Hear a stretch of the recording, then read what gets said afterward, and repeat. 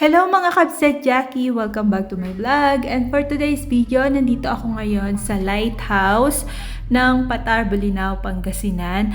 At ito na nga, so may entrance fee siya na 45 pesos each. At sa day tour namin, hindi talaga pwedeng hindi natin mapupuntahan to kasi may pagka-historical na rin to.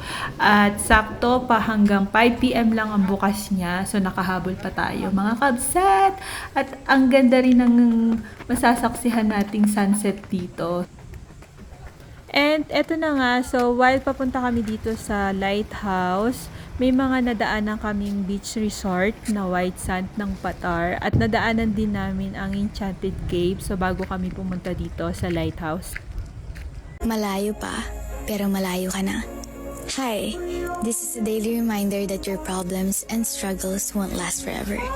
Your passions will set fire into your heart and will continuously grow. You're already one step ahead of them. I know it's hard, but I also know that you will get through this. You've already made it this far, so don't give up now.